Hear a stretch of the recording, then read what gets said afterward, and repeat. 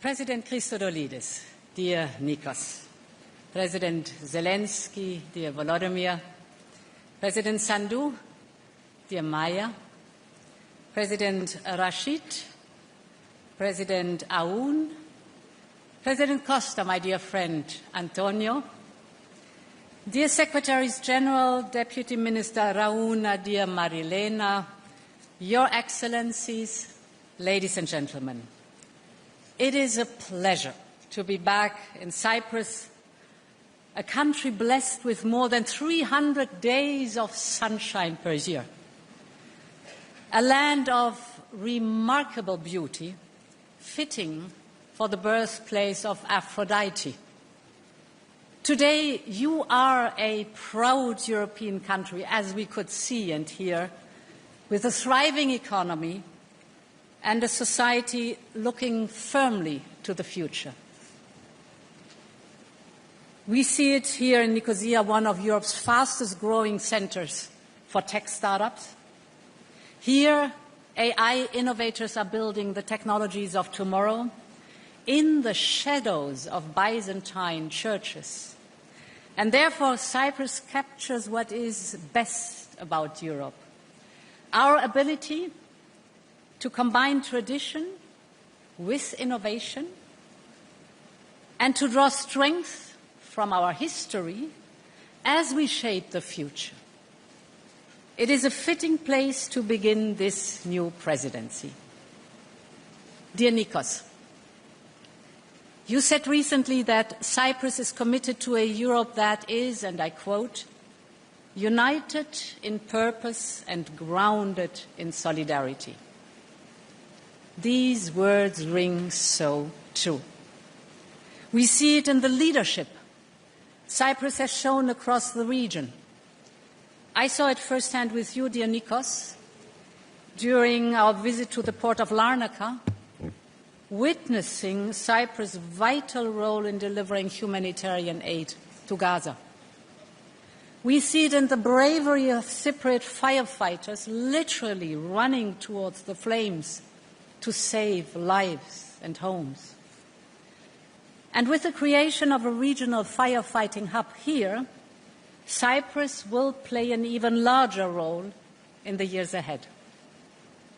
We see it in your experience as a frontline member state, and we see it clearly in the central priority of your presidency to build a more secure and more independent Europe. That responsibility begins in Ukraine, because Ukraine's security is Europe's security. And together we will work to deliver a just and lasting peace, my dear friend Volodymyr. And yesterday's meeting in Paris was a very significant step in this direction. And we will continue, as we've heard my friend Antonio, to advance Ukraine's and Moldova's path towards our European Union, because a free and prosperous Ukraine and a united and prosperous Moldova belong in the European Union. We also know that only a more competitive union can be more independent, a more independent union.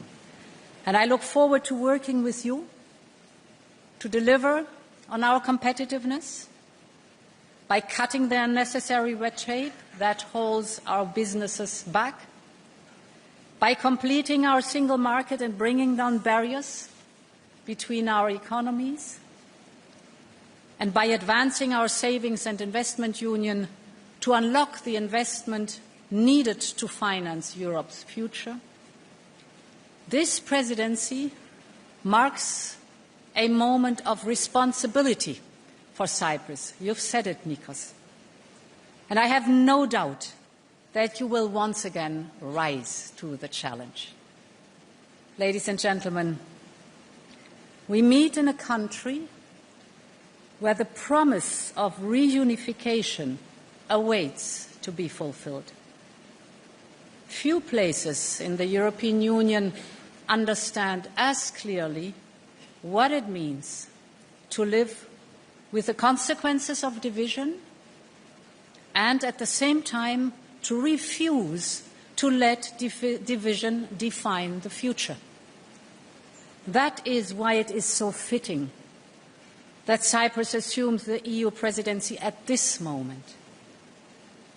The European Union itself was born from conflict. Our union is not perfect, but it is a promise. It is a promise that cooperation is stronger than confrontation. That law is stronger than force. Principles that apply not only to our European Union, but equally to Greenland. Cyprus brings to this presidency a unique moral authority. As a country at the crossroads of continents, cultures, and crises, Cyprus understands the strategic importance of peace and stability in our neighbourhood, the urgency of security in an uncertain world, and the enduring value of the international law. For the European Union, a comprehensive, fair, and lasting settlement for Cyprus remains an absolute priority.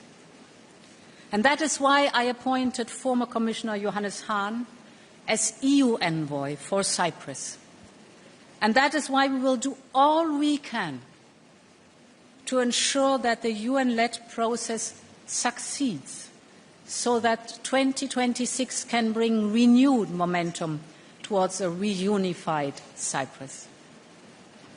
Dear friends, it was on this island that Zeno of Citium, the founder of Stoicism, was born.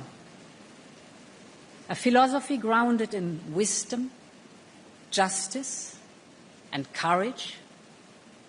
Stoicism teaches us not to fear the challenges, but to meet them with clarity and resolve, to turn challenge into opportunity, to turn adversity into strength. And that is what Cyprus has done time and again throughout the ages. And it is what Europe must do now, together. I look forward to working closely with you in the months ahead. Congratulations to the Cypriot Council presidency, and long live Europe. Thank you so much.